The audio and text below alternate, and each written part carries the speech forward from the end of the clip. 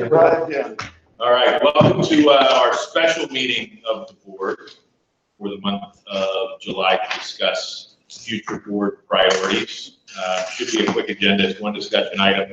If we can do the quick pledge of allegiance to start. I pledge allegiance to the flag of the United States of America, to the republic for which it stands, one nation, under God, indivisible, with liberty and justice for all. May I have a roll call? Mr. Bluff. Yes. Mr. Violet. Here. Mr. Tate. Yes. Mr. Thor. Here. Ms. Brooks.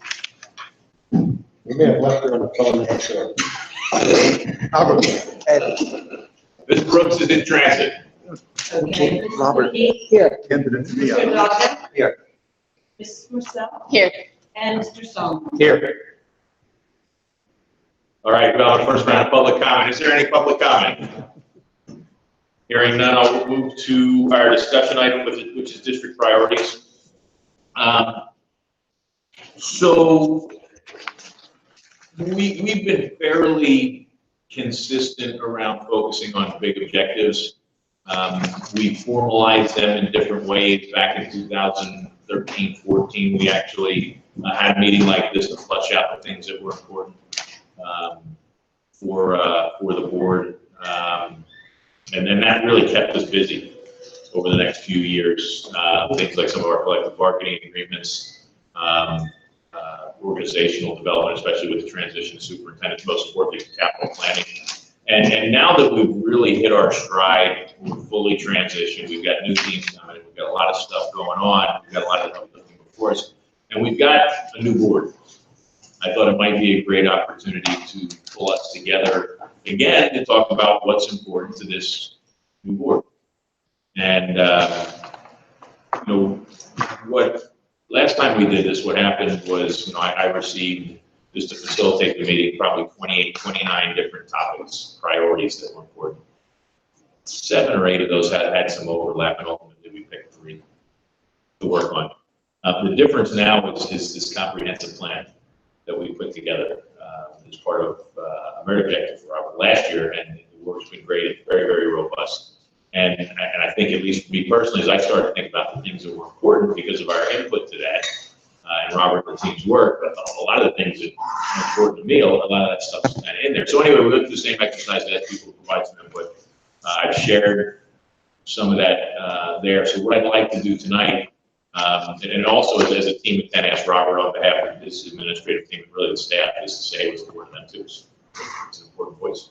To provide a presentation on that, which is largely our comprehensive plan, and then see if there's anything else that's important to our board that we want to define as goals outside of that. I mean, we're still, every year Robert's doing an organizational design. Every year, coming in October, we're doing an annual capital planning review, which includes the facilities, which includes the finances, which includes the academic piece, all that. So this would be anything else that strategically we haven't got answered or that's important to the majority of us to take on and then name it as a priority to figure out how we're going to tackle it. So that being said, why don't we ground ourselves again in kind of what's on the table now, see if there's anything we want to add. So I'll hand it over to Dr. Baker. All right, thanks, Andy. So, as Andy said, the conversation here, for the sake of the public, is all around district priorities, and as he indicated, we are in the midst of developing what the state calls a comprehensive plan, more commonly known as strategic planning, so I'll use that term for the most part as I talk about this. And so just a couple important things to note with this strategic plan. First, just the basic details, the specs. Logistics around this. It is a 3-year plan. We are just concluding the most recent 3-year plan. It really runs from 2019 to the year 2022. And the timeline that we're working on right now is looking to really get to a very detailed level. What I'm presenting this evening is a framework. It is somewhat of a draft framework, but we've reached pretty good consensus, pretty good clarity on it. And at this point, we are fleshing out those details. We'll be plugging the details into the template, presenting that plan publicly in August and then putting it forth to the Board of School Directors in September for their consideration of approval. So that's the first thing to know. The second thing to know about this plan is a pretty robust plan. When I think about strategic plans, when I think about a 3-year time horizon for this plan. I joked, sort of, with Cabinet this morning saying, hey, we're developing your plan, 8 years worth of work. And it really does. I don't know that plan in and plan out as we look each 3-year increment going forward that we want to develop a plan that's quite this voluminous. But I think when you take a look at what we have in this plan, we would be hard pressed, any one of us, to identify something that isn't proper, isn't right, isn't going to be effective, isn't going to produce the best and the right results for our kids. And then the last piece, and jump in here to a quick look at the 3 goals, is that you will see that all 3 of these areas are very interrelated. They dovetail nice. In fact, in a lot of ways, they're interdependent. And I think that's a good thing, because what we never want to do is just add layer upon layer upon layer that doesn't fit. We want to always think from a systems approach, and I think this plan accomplishes that quite nicely, and you'll see that as we get into the details. So these are the 3 goal areas, and it is no accident that student wellness is the first one listed up there, because that has been, is, and certainly will be a foremost priority for us. I've said it before, I'm sure I'll say it again, this is a tough time to grow up. It's a tough time to be a kid. I don't know if I want to be growing up today. In a lot of ways, it'd be exciting. With all the technology, all the connections, you know what's going on more than just in your hometown. But there's a lot of baggage. There's a lot of negativity that comes with that as well. And there's also just a lot of pressure. Pressure to perform, pressure to achieve, pressure to accomplish certain things. And that's a lot for teenagers and preteens to take on. So certainly in Council Rock, and certainly beyond Council Rock, we're seeing more anxiety, depression, stress, even suicidal ideation, and we need to be responsive to that. We need to recognize that, identify that, place that as a priority, and make sure that, as the school says, that we have the personnel programs and practices in place, both really proactively and reactively, to make sure that we deal with those effectively. The second goal area is redefining student success. Certainly academics are important. Academics will continue to be important. And what we are recognizing by this, via this goal, via the title, Redefining Student Success, is not in place of academic success, but in addition to academic success. What are those more holistic attributes, characteristics of success? And we want to identify those, we want to commit those to writing, and we want to, from a cultural standpoint, recognize those as being just as important as academic success. And I would advocate with the point of view that they're not mutually exclusive from academic success. In fact, I would suggest that they're part and parcel to academic success, that the better job we're doing with Goal 1 student wellness, from all those different stress, anxiety, et cetera, points of view, and identifying those and measuring those, then actually the better that's going to set the students up for success in the classroom from an academic standpoint.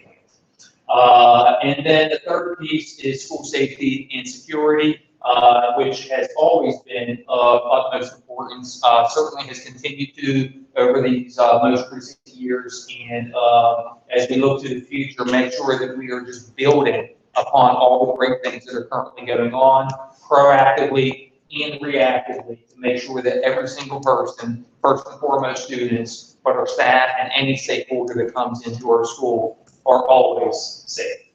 So those are the 3 goals in a nutshell. Just to give you a little bit better sense of some of the detail, certainly not all of the detail.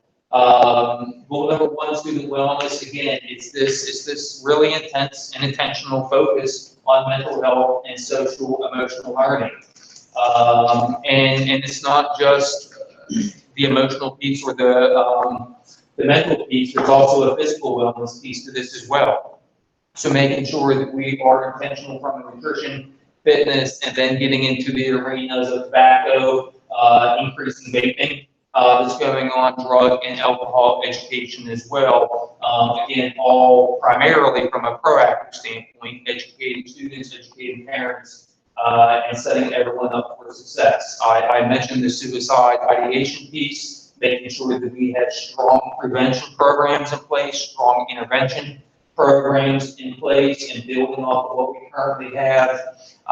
We have done a lot of work in the district, and I think we've grown in a lot of ways from a diversity and inclusiveness standpoint. That said, I think we have a lot of growth to still achieve in that realm. And so that's what the next piece is about. We look forward to forming a district diversity and inclusion committee. Right now we have school-based, and so we'll bring representatives from those 14 school committees together and make sure that we are operating systemically and sharing those best practices at the school level together as an entire district. And then we get into a really big one. You talk about this being a robust plan, it's just a heavy lift. This one alone, I mean, to study school start times, to look at the possible delay of high school opening times, if we can achieve it, middle school opening times, that alone is a really big piece. In a lot of district strategic plans, that would be a goal. For us, it's just one of many action plans. So I think that probably, as much as any, gives you a sense of just what a significant master plan or strategic plan we're developing here. And the science on adolescent sleep is clear. It's in our students' best interest to delay times. The question is, can we do it? From a fiscal standpoint, is that something that we're going to be able to pull off? Certainly there's a will to do it, a desire to do it, and so that's what the study will be. And we will hopefully, in fact, be able to do that over the course of this plan. And then this last piece isn't really a new topic, but it's a continuing topic, and that's development of our high school master schedule. Right now, our high school students, year by year, have 6 opportunities to take courses. That really doesn't leave much room beyond what essentially are 5 cores, some health and phys ed, credit requirements, and so on and so forth. And so what we're looking to do is add 2 opportunities per year. So instead of 6, 8 opportunities. So as we think about students' interests, as we think about their passions, as we think about their aspirations, make sure that our students can actually explore those. And we have some students who will want to take additional AP classes. And that's great if that's what's best for that student.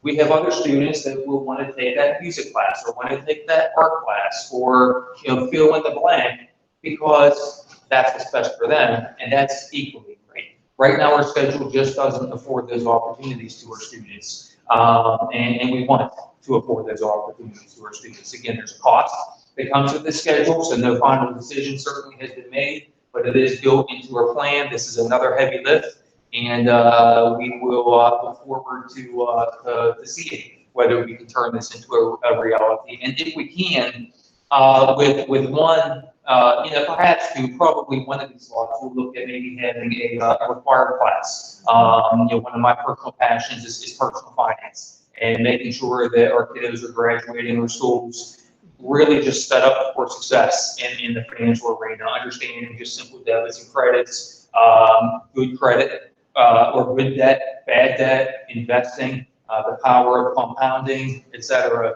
Just about. Pennsbury has a great program that we've talked about before that we could use as a model for. They've had great success for probably the past 5 to 6 years. Outstanding. Yeah, we don't need to reinvent the wheel. We've got, That's right. yep, great models out there. So that's a piece, and again, going back to what this school is all about, I'm reminded of a class. It's the most popular class on campus at Yale. Kids just flock to it. It's a class on happiness. it just looks, it's phenomenal. So is there something like that that we can put in there just to provide some balance, break down the intensity? I don't think, we have these opportunities, right? We have these options in front of us to explore, certainly bring the student voice into that conversation and decision-making in the frontal voice and make sure that we make the right kinds of decisions that this schedule could afford us that we don't have today. So then, jumping to redefining student success, again, this is still recognizing that academic success is important. So what are those metrics? We've historically identified those metrics, communicated how our students are doing. But again, equally important are those non-academic measurements. What is it that actually sort of defines a student being well? What are those characteristics? What are those traits? What are those hallmarks? And we want to, again, commit those to writing and measure those and report out to the community on those about how our students are doing. And we do that in a variety of ways. One is creating a profile of a graduate. So what is it that we want to be able to say about each and every graduate who exits out of our schools, whether they're college bound, going into the military, going into the workforce. We have a chance to bring in the voice of higher education, the voice of the business world, and say, hey, what's important? What are you looking for? You hear a lot now that the soft skills are equally important and perhaps more important than those hard skills. Well, is that reflected in our curriculum? Is that reflected in our instruction? That's what that document will yield for us. Introduce a revised CR scorecard. We've sort of been on hiatus with that scorecard because it's been in redevelopment, and we look forward again to reintroducing that, both academic measurements and non-academic ones. And then the elementary school report card will get reevaluated as part of this work as well. The PLC work that has been going on, we will look to build off of that, continue that work, which is really important to meeting each and every student's maximum potential. STEAM, and yes, we are a STEAM district. STEM is important, but so is that A. So we've come a long way over the years, but again, I think we have a long way to go when it comes to STEAM education, and we look forward to doing that. Working with Mr. Frederickson on developing, from a fiscal standpoint, as much as anything else, a really responsible technology plan.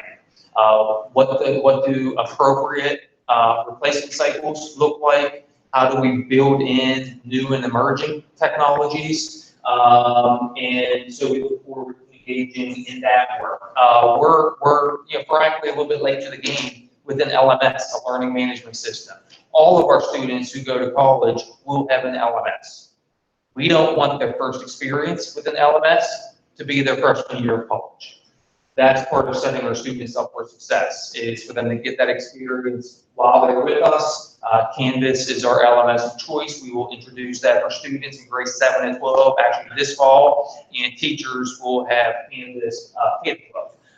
But from a student standpoint, that will be introduced at the middle level. And then always looking to enhance our assessment system, make sure that we have the right kinds of assessments, make sure that we get rid of assessments that aren't value added, so that we're not over assessing our students, and there needs to be value in terms of the data that we get at the individual child level, at the classroom level for individual teachers, and at the school level as we analyze that data.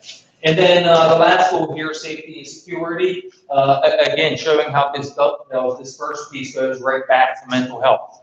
But now when we talk about this from a mental health standpoint, it's not so much proactive, but it's reactive.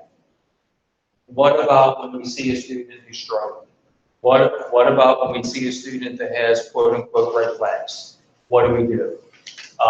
So there's a training piece to make sure that our staff is trained on when to refer to the appropriate resources. And there's also an assurance here to make sure that the mechanisms are in place for students and for families to access both school-based resources as well as community-based resources. Our student assistance programs, I think that I think we have really high quality student assistance programs in place that are perhaps not perceived quite that way and aren't accessed to the degree that they could be. So there is probably some rebranding that we can do here from an access standpoint, how to interact with that system. Maybe there's some technology that we can leverage instead of a box down the hall. Let me ask you a question. One of the things that always struck me as interesting about the district was about 4 years ago, we did a review of the CARES program, and each of the different schools came in and walked us through that, right? And I was like, wow, every school's different. And I think one of the hallmarks of the old Council Rock, if you will, was there was that empowerment at the local level to do what was right in your building.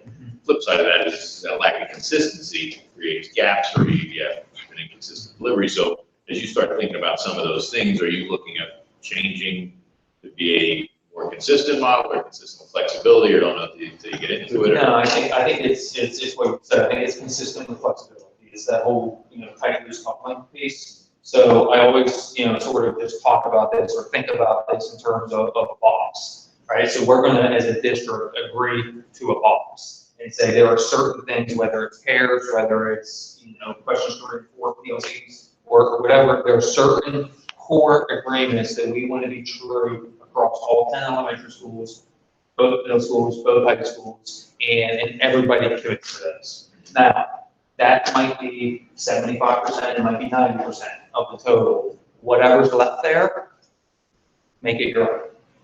Make site-based decisions, own it, because I thought what decision-making is really important, and we don't want everything centrally controlled. So it's always finding that balance and where that line is from a public standpoint.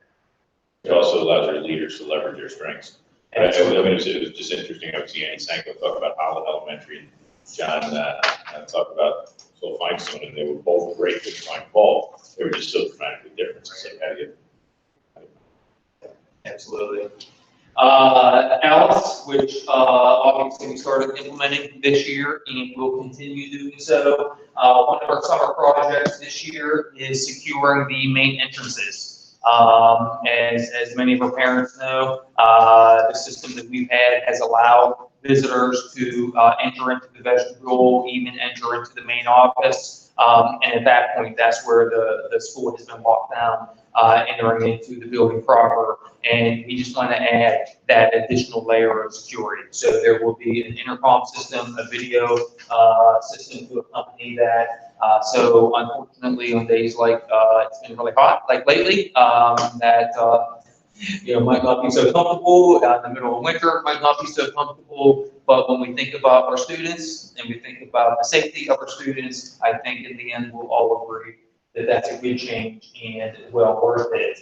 And importantly here, continue to meet and collaborate with the 4 local police departments. We meet with the 4 police departments and other first responders on a monthly basis during the school year. We just started that this past year to formalize that process. We call it a threat assessment team. Again, it's taking a look at issues that we might, as school folks, be concerned about, or police officers might be seeing issues, and it's a chance to just get our heads together, plan together, work together, and some really rich and valuable conversations that ultimately help our students. So that is our upcoming strategic plan in a nutshell. Again, there's a lot there, especially when you think about the scope of this is only over a 3-year period. Real quickly, I just want to, I want the board, more than anything else, to feel good about this. That over this most recent 3-year plan that we've had, really operationalized probably for about 3.5 years, we have certain, I would just say, progress that's been made in the school district that feels good. And I think the board should feel good about it. I think anyone listening at home should feel good about it. Council Rock is a historically outstanding school district. And I think that the work that we're doing is continuing that excellence. And we're certainly poised and planned for the strategic plan to continue on that trajectory and hopefully even improve. So over these past 3-4 years, the students have earned the highest advanced placement, SAT and SAT scores in district history. The most recent school performance profile data that we have, which is from the 2017-18 school year. Our two high schools had the two highest scores in Bucks County. Council Rock South was #1 in the county, and North was #2 in the county. So that was outstanding. I don't really want to emphasize this next one, but state test scores are improved. And I don't want to emphasize it just because, again, we're talking about student wellness. We're talking about what success looks like overall. So yes, this still matters. Yes, we'll still report on it. Is it a be-all, end-all? Absolutely not. So that's enough on that little one. We've come a long way from a technology standpoint. We have achieved now a 2-to-1 Chromebook to student ratio, K-12 as of this fall, and we have implemented a very successful technology integration specialist model, and much to the credit of the board for keeping that staffing in place. Even when administratively we've swallowed hard on a couple of those positions. So thank you certainly to this board. The emphasis on STEAM, a $35,000 grant that will be coming up. Diversity and inclusion, I had mentioned this, just a tremendous amount of staff training has taken place, school-based committees. We are able to say things today from a diversity and inclusiveness standpoint that we just couldn't say when this last. I would also say this, I mean, a couple of years ago, things got pretty heated. We were taking it from all sides, and I don't think things have gotten any less heated. In fact, they're getting more heated. And, we as a board certainly haven't heard a whole lot, and as an individual, I haven't. So I think that means that people understand that it is a priority for us that you guys are going to do. So I think it's great. And really, the whole community has helped with this work. Yeah. So I've been very proud. Not just internally in the school district, but the way the whole community is rolling around that. And then again, significant school safety enhancements, including $93,000 in state safety grants that we've been awarded. Matt, can you advance me? Next slide, please. Some more behind the scenes pieces, perhaps. Certainly have improved the district website, communications platform, moved from a homegrown listserv system to a robust Blackboard system, and thank goodness we have that functioning properly. Knock on wood that it stays that way. I am very happy about that. I know all moms and dads are as well. And importantly, and again, this is another one where I tip my hat to the board, that we have really enhanced the transparency of our school board agendas. The vast majority, 90+% of the information, the supporting documents are posted under public content. And I think that's really important whenever we're a public school district representing our community, that's the case. If I can interrupt, if you don't mind, I think the committee system also. Good point. Absolutely. And thanks for jumping in there, Mr. Pate, because our next point there is around policy review process. And I think Setting it up. exactly. You knew what you were doing. I think we started out with 184 policies to be reviewed and renewed. I'm not sure exactly what our number is, but we're at least 75% of the way, which is fantastic. Recently named a great district, great teachers, which was outstanding. Consolidation at the middle level, went through at times a very difficult but very important and necessary redistricting process that will be implemented in full force in the fall. And this last piece I think is really important as well, that we have a long-range facilities plan that ties together not just the work, but the expenditures to go with the work. And this plan addresses what I consider to be critical needs at the lowest possible taxpayer and community member fiscal impact. So it's great to know, it's great to be able to say that by August 2023, every single one of our schools will be air conditioned. Trust me, it makes a difference in that classroom. It makes a difference for the students' real lived experience. And we can't do it any faster than that. And we can't do it any faster than that, right? I mean, this is as expedited as we can make it. And equally important is that we have a plan in place for a permanent solution to permanent home for the very important Achieve Sloan and Twilight program. So these were all sort of capital related issues that were hanging out there when we, first did this most recent plan. And I think it's good to kind of look back and see some of the progress. And you're not even talking about some of the, the relationship we developed with our collective bargaining unit, and you talk about the financial progress that we made, whether it's bringing on an advisor, long-term plan, there's so much in there. I guess the question I would ask you, that's great to see. We're close to it, so we get that every day. One of the things that used to frustrate me when people used to come after us on the fund balance and talk about the district where we were playing defense, and it would, oh, we got to get together a bunch of stuff that we are doing, also we can build some confidence there. We've got it here, and one of the things that I thought was great about the scorecard is it was designed to be proactive, to tell people what we're doing. Here's how we're measuring ourselves. This is what's great. So how do we take this and turn that into a public message?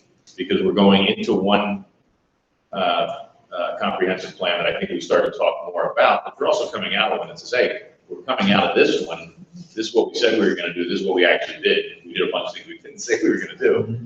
But here's progress, and now all of a sudden, this plan is significantly more robust than some of, how we started 3 years ago with this thing. So I just suggest maybe you and your team think about how we get that message out in the right way. So some things that we're.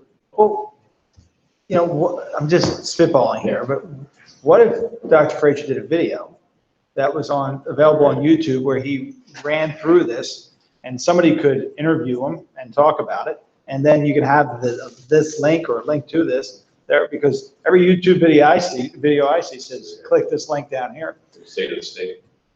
So Yeah. that's a great idea. Yeah. And you can do a casual, two people, just in an interview, kind of make it fun. Maybe Andy. No, it should be, it shouldn't be somebody from the It should board. be No, I'm Susan, it just should be, Yeah. but It's a great plan. I think that's a great idea to scare everybody away. It's an excellent idea, and it could be, Yeah. and it can be 80% these slides, divide it up a little bit, they're so dense, but it can be 80% slides and 20% you, This stomach right now is going like this. So I know this is your field, and I don't want to step, but I think I don't think it should be slides at all. I think it should be conversation with you and one other person. What are your core achievements since you came on the board, or since you came in the district? And you can go through this, and and have this as a reference, as a link, because people click, I do that, I click on the links that they refer to, and then what's the plan going forward? What are the objectives? And then you can go in the next, because I get excited when I hear about these objectives, and we want our parents and our stakeholders to be excited too. And then you can go, and that would be, when Susan came on board, one of the things that excited me the most was, What you're going to say? what was it called, the Fraser 10 or something? Frazier's 5. Fraser's 5 minutes, 5-minute videos. That might be a nice kicking off point. Get the team involved. Yeah. Listen, we're doing, we collectively, and you guys specifically are doing great things, and people deserve to know about it. I agree, but the slides are here. We can link to this meeting so I can see the slides. Yeah. At the IQ, because that is an organization that is so broad and so many departments and so many functions and so many services, they do something like that where they interview, sometimes it's Dr. Hoffman, the executive director, sometimes it's other people interviewing some department head, some head of program, something, where they just talk about what the IU does, and there's a channel and it's distributed, and it's pretty much like every month.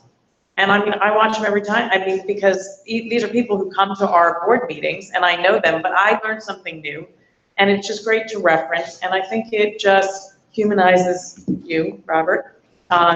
It can give you an opportunity to, show your personality and be really proud of these things. Can I look cool here? I think you absolutely should, Oh, yeah. especially a CR one. I went to Illinois. No, I guess that's. No, you can't, yeah. I had that so. You do one. Change shirts midway through. Yes, so, that's a kind of an overview of the things that we're working on. it's a good segue to say, okay, is there anything right now that we're working on, that we're not working on that's important to the majority of this board? So you got it today, which is late, so I'll just kind of read out some of the things that I heard that may or may not fall in here. There's a couple that I scratched off that do.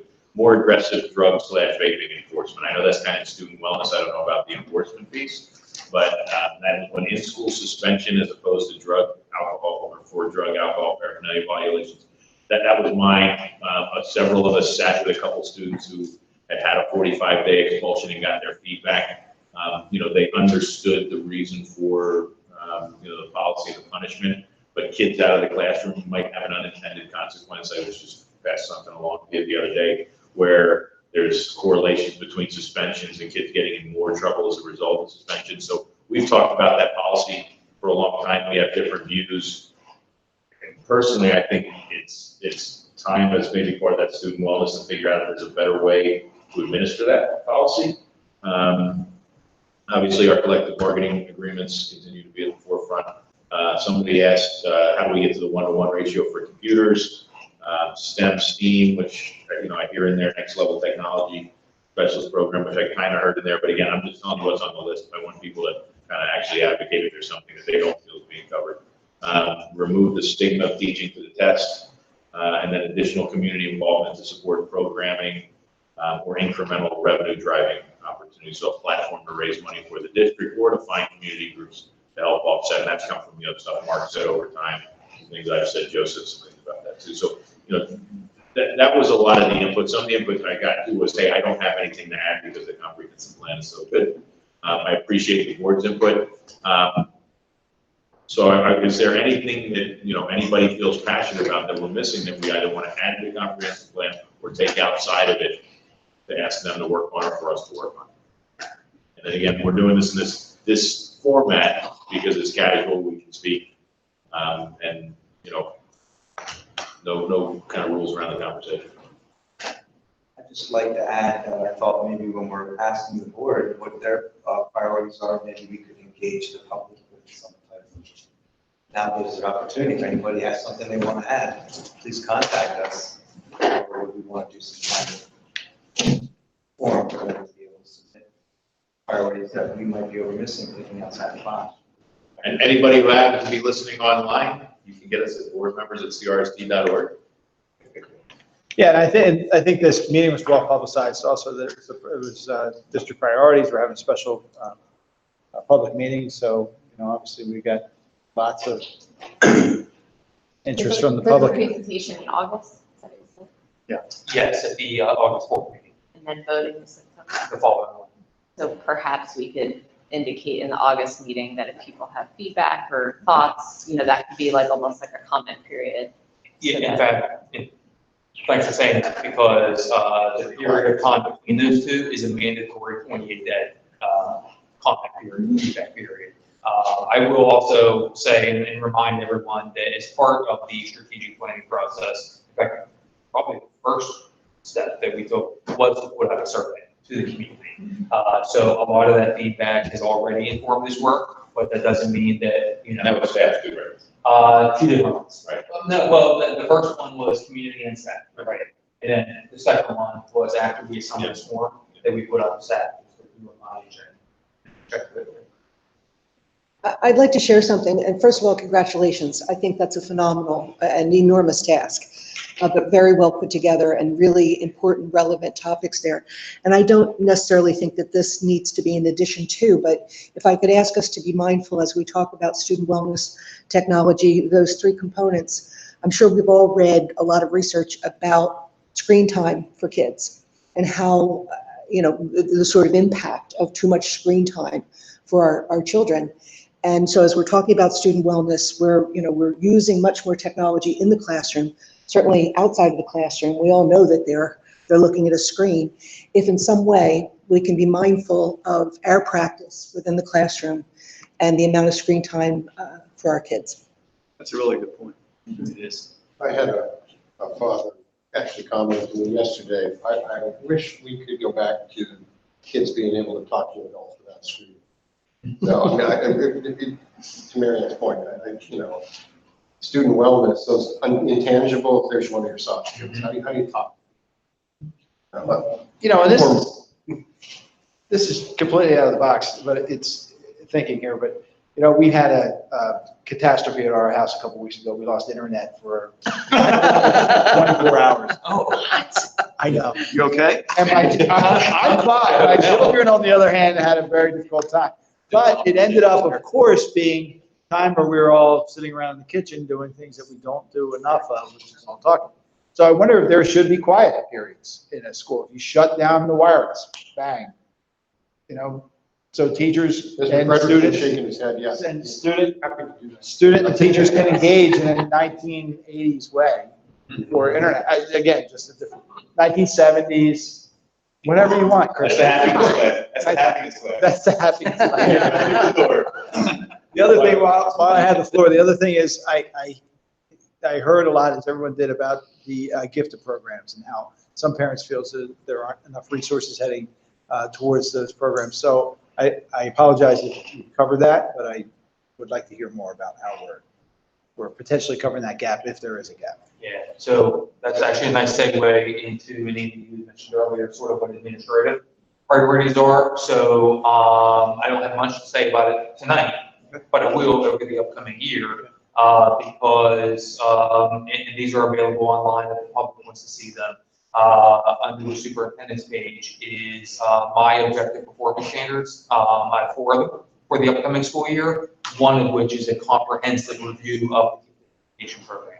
So recommendations will be made, findings of fact will be made, and I look forward to working with Dr. Lambert and companies who go through that process. The other one that I would point out, again, I said there's 4, but the other one that I would point out that is similar to that is a review of the middle level math program and access to Algebra 1 in particular. I've provided the board in the past on some data, and we'll provide that same data or some semblance of it to the public as well as we go through this process. But those are 2, I think, pretty significant programmatic reviews that need to take place. And again, they're heavy lifts, but really important for kids. So looking forward to it. So I have to give it kudos from that because Denise and I talked about this before. This is so refreshing to have the administration respond to middle school level math you were talking about. That came from a couple of parents. The gifted program, just different ideas instead of just the standard. This is how we do it at CR because that's how. Amen. Yeah, that's how it used to be. And the board too. I know I've said this before, but this is a group of open-minded individuals that are always looking to do things in a better way and to challenge each other and the administration. And it's a really great place to be. So thank you. I sat down with Dr. Elliott last Friday, discussed STEAM because I missed it. And one of the comments I made her, and if you see something that needs improved, even if it's a little tiny thing, improve it. It's okay. Those little things pile upon each other and make this a better place. So it's, yeah. As I think Mary Ann said, this is really well organized. And I wouldn't have thought 2 years ago about wellness being number 1, but I think it's clear that it needs to be. That if we don't take care of students' wellness, they're not going to be learning. I completely support it. Just one little aside on a related note, I think, to wellness. As I saw the discussion on Twitter, some of your folks talking about the no homework movement, which is an interesting concept. And, you know, some of us have felt at times that homework can get excessive. So I think that's part of the wellness, a balance that wellness requires. It is. Yeah, it is. Of course, this new schedule, if it should happen to go through, could help address some of that, certainly at the high school. And I'm very much in the camp of, I don't like homework, so. But I agree. It is a really tough time to raise a kid, but a presentation like this makes me feel like this is a great time to raise a kid in Council Rock. So it makes me feel good to know that we are so well aligned on things that are really important, that we're thinking about the entire child, we're thinking about the community, we're really thorough and thoughtful and not just focused on scores. So this is fantastic work. I hope it's on the front page of the website so that people will see it, because this is so important. It's something we can all be very proud of. So thank you for the work. Thank you. So is there any initiatives that stick out for anybody that? Two additional that ones they want? that I had in my mind, Mark already addressed, and you've taken on. I think you've got enough in that strategic plan to keep everybody busy. I'm actually afraid to ask for more, but I don't really have any more. Well, I think it reflects what we've discussed around this table over the past 2 years. Yes, I agree. You know, like you made that point as well, Marcus. It's not, I mean, it's not like you needed to hear our input. Tonight. Yeah. Well, and Robert's goals for each year are a reflection of more in the moment thing. These are longer term, these are more sort of global things. And, you know, it's great to know that whatever we're going to be discussing in the year ahead could be something that becomes a priority next year. Obviously, if something presents itself, we're not going to be like, nope, not on the plan. So, you know, it's in that spirit because of the great communication and transparency that we'll just keep moving forward. And it's good for merit objectives because you can't provide a merit objective. It doesn't ladder up to this. To your point about short-term and long-term, everything that he's doing and directing short-term is part of this. I would say just, I second your policy review of punishments, 45-day suspension. If you were looking for somebody to Under get wellness, is 5 that- votes, I'm thinking that would be reviewed by us. That'd be great. And then the one thing that's out, again, this is for me, and I want to toss it out there. We talked about it for merit objective. This whole idea of how do we raise revenue off some of our properties, especially with new, and Mark talked about sponsorships for a while. I just feel like we're missing the boat on tens of thousands of dollars a year, if not more, and with these new stadiums coming up. I don't know if it's a board priority or a district priority, and certainly we're giving you too much. I hesitate, how do we toss that over? But is that something that maybe, I mean, first off, is there enough people that think that's important to where we want to find a way to do it, understanding that these guys don't have any capacity? Is the committee the community committee gonna toss up on that? I think they So- should, I think that should be a focus of that group. Yeah, Yeah. I think looking at that and then maybe That's a great. It would be great. I just think we're missing the boat if we don't. I do that. totally agree. I think this committee that you're Yeah. assembling is a perfect place to start. Yeah. So why don't we give that to Bill to give to the. Absolutely. And the revenue side, I think, is where our focus, first and foremost, needs to be. Yeah. Right. Yeah, but, I mean, our expenses are tight, as they are, and the communities are talking, that are Yeah. coming out, so let's focus, on all of it, but first and foremost, let's focus. I mean, just as an example, we can find a way to raise enough revenue through our facilities to offset all of our extracurricular costs. We could take those 300 and 900 items, pump them right back into big initiatives. All right. Well, is there anything else anybody want to add? Okay, so I'll move to our next agenda item, which is the solicitor's report, which Rob has reminded me to get. So we had executive session prior to the meeting. We discussed potential litigation, confidential student matters, and personnel matters. There will be an executive session after the meetings to discuss personnel matters. With that, we'll go to our second round of public comment. Is there any public comment? I move to adjourn. Only old business? Any new business? Any board comment? Back here next week. Mr. Tate, do you have a motion? To adjourn. Everybody.